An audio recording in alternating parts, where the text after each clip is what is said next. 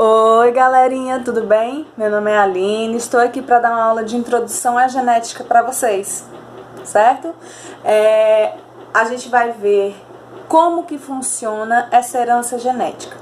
O estudo de genética ele começou a acontecer quando foi percebido algumas características semelhantes. Seu olho parece com o seu pai ou da sua mãe? Seu rosto parece com quem? Seu cabelo, a cor do cabelo, o que parece com quem? Então, ao perceber essas semelhanças, começou a se estudar por quê. Como essas características chegavam de pai para filho, eram levadas de pai para filho, tá? Mas antes da gente entender tudo isso, é preciso que a gente entenda alguns termos, tá? Que esses termos vão ser muito usados no dia a dia quando a gente vai estudando genética. Então, entender o que eles significam é o primeiro passo, ok? Então, vamos lá. Das primeiras palavras é cromossomo. O que é cromossomo? Cromossomo é o DNA condensado. Como assim? O DNA, ela é uma fita muito longa, cheia de informações, e ela ocuparia muito espaço se ela estivesse dessa forma. Então, o cromossomo é essa longa fita de DNA, só que ela é condensada. Ela é colocada juntinha para que ela fique num espacinho menor, tá? E a gente geralmente vê assim, nesse formato, os cromossomos, ok? Outra palavrinha que é muito usada é gene. O que é o gene? É um pedacinho dessa longa fita de DNA, certo? E esse pedacinho, ele tem uma informação específica. Ele vai dizer qual é a proteína que vai ser produzida, certo? E locus é a posição que a gente tem esse gene lá no cromossomo. Então vamos lá. Aqui a gente tem um cromossomo condensadinho e aqui a gente tem um segmento desse DNA, que é o que? O gene. Quando eu pego os cromossomos homólogos, o que é isso, Aline? São cromossomos que possuem as informações para as mesmas características, tá? Formato de rosto, cor da pele, cor do cabelo, todos os dois ladinhos vão ter as mesmas informações, ok? Então, esses cromossomos homólogos, eles têm essas informações e eu vou ter alguns genes. Os genes, nos dois cromossomos, a gente vai ter os genes para as mesmas características. O lugar onde eu encontro esses genes para determinada característica, eu chamo de locus, tá? Então, é a posição em que eu encontro quem? O gene, que é o quê? Um segmento de DNA, tá? Essas informaçõezinhas que a gente coloca sobre o gene, a gente chama de alelo, que é a união de genes que tem uma característica específica. Ele vai formar uma determinada característica. Vamos supor que nesse locus aqui, a gente vai encontrar alelos, esse A grande e esse Azinho pequeno, são os alelos, que vão ser responsáveis por determinar a cor do seu cabelo, certo? Por exemplo, eles vão estar numa mesma posição e eles juntos se complementam para poder trazer essa característica de cor do cabelo, tá? O genótipo é o conjunto desses genes para poder trazer a informação das suas características. E o fenótipo? O fenótipo é o que eu enxergo dessas características. Como assim, Aline? Lá nos meus cromossomos, eu tenho um conjunto de genes que vai dizer, por exemplo, o meu rosto. Qual as características vão ter meu rosto, ok? E o fenótipo é o quê? É o que vocês conseguem ver dessas características. Porém, essa característica, esse fenótipo, ele é mutável. Por quê? Porque ele é a união da informação que tem lá nos meus genes e também a minha relação com o ambiente. Como assim? Se eu tenho o genótipo, que é imutável, ele permanece, você nasce e morre com aquela sequência de genes, com aqueles genótipos, a não ser que ocorra algum tipo de mutação. Se de repente você tem um genótipo, eu tenho um genótipo para cabelo castanho. Esse é o meu genótipo. Você consegue ver, ao olhar para mim, você consegue identificar meu gene? Não, tá? Mas ele tá lá. Ele tá se expressando através do fenótipo, através do que você vê. Então, você tá vendo meu cabelo castanho? Beleza, então meu genótipo tá se expressando no que você vê. Mas se de repente, por algum motivo, eu decido pintar meu cabelo de loiro, meu genótipo mudou? Não, mas meu fenótipo sim. O que você vê, foi mudado, mas o genótipo não foi mudado, ok? Essas são as primeiras palavrinhas. Eu vou mudar aqui o quadro. Já já a gente volta com outros termos que a gente vai usar, ok? Tchau, tchau. Voltamos com outras palavrinhas.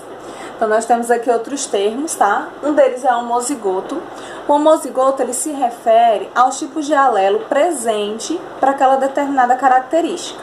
Ele vai ser homozigoto quando os dois alelos forem iguais. Os alelos a gente vai representar através de letras, pode ser qualquer letra. A gente vai ver que geralmente a gente vai utilizar a letra inicial da característica recessiva, mas isso aí mais pra frente a gente fala. A gente vai usar o azão, azinho, que é o mais comum que vocês ouvem sem nem estudar genética, tá? Então, o homozigoto, ele o indivíduo homozigoto, ele também pode ser chamado de puro em algumas questões, tá?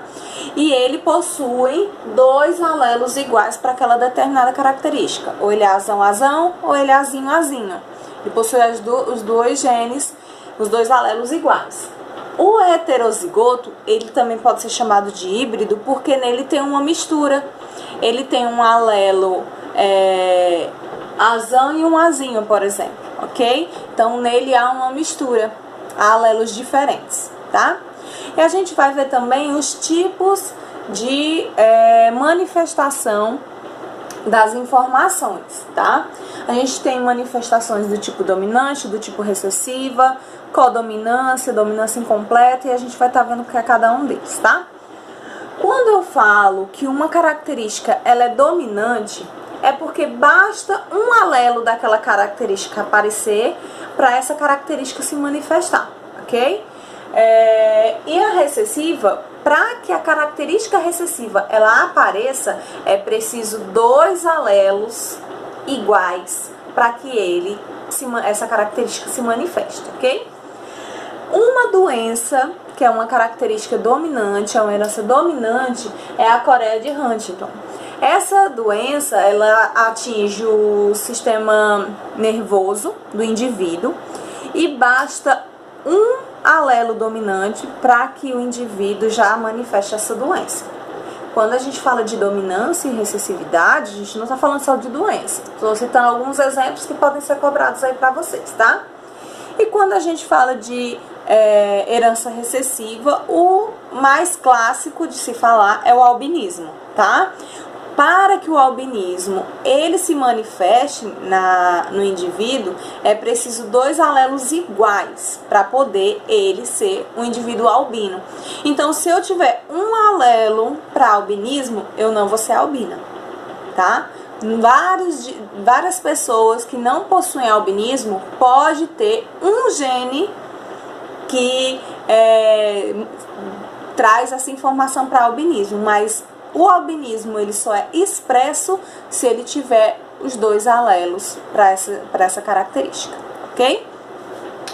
A codominância é uma dominância em que existem dois alelos que eles conseguem se manifestar.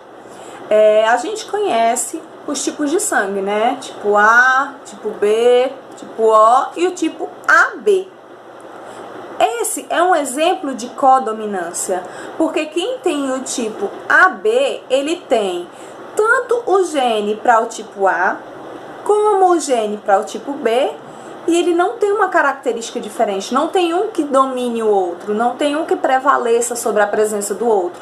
Então, o que é que vai acontecer? Ele vai ter as duas características, por isso que a gente diz sangue AB, que ele tem dois alelos, tem um alelo para o sangue do tipo A, tem um alelo para o sangue do tipo B, e essas duas informações se manifestam ao mesmo tempo, tá? Já a dominância incompleta é quando eu tenho um fenótipo intermediário. Como assim? Vou dar 2 exemplos. Essa planta chamada planta boca de leão, vou pegar uma imagenzinha e mandar para vocês. A gente tem flores vermelhas e existem flores brancas. Quando esses alelos se misturam, a gente não tem uma dominância de aparecer ou o vermelho ser dominante ou o branco ser dominante. Não existe essa dominância. O que vai acontecer? Vai surgir uma terceira característica quando esses 2 alelos se misturam. Eu nem vou ter planta vermelha, nem vou ter planta branca. Eu vou ter uma planta rosa. Então, eu vou ter um fenótipo intermediário. Nem é vermelho, nem é branco. Tá? Eu vou ter um novo fenótipo com a mistura dos alelos para essas 2 características mais comuns. E também a galinha andaluza, que na mistura de galinhas com penas pretas e galinhas com penas brancas, não temos uma característica que se sobressai. Nessa situação, o que é que vai aparecer? Na mistura desses 2 alelos, vão dar origem a uma galinha as penas vão ser cinza. Então, é um fenótipo intermediário a essas 2 características, ok? Olhem aí mais um pouquinho o quadro, já eu volto com outro. Então, vamos aí, concluir nossa aula, falando de mais 3 tipos de herança. Pleiotropia, alelos letais e alelos múltiplos, tá? A pleiotropia é quando um gene só, ele é responsável por fornecer mais de uma característica, tá? Quando um genótipo, ele dá origem a 2 ou mais fenótipos, tá?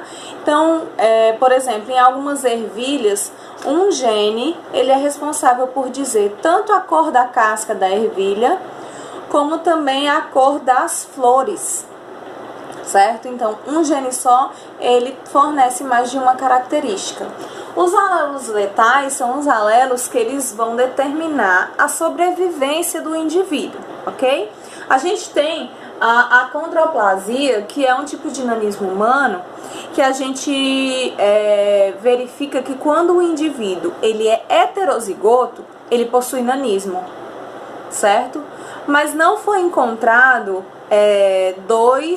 um indivíduo homozigoto dominante. Por quê? Porque entende-se que quando ele tem 2 alelos para essa característica, para trazer essa acondroplasia, na verdade ele nem consegue sobreviver. Por isso que eles chamam de alelos letais. É os alelos que nunca foram encontrados e que levam a acreditar que são os alelos que juntos eles causam a morte do indivíduo.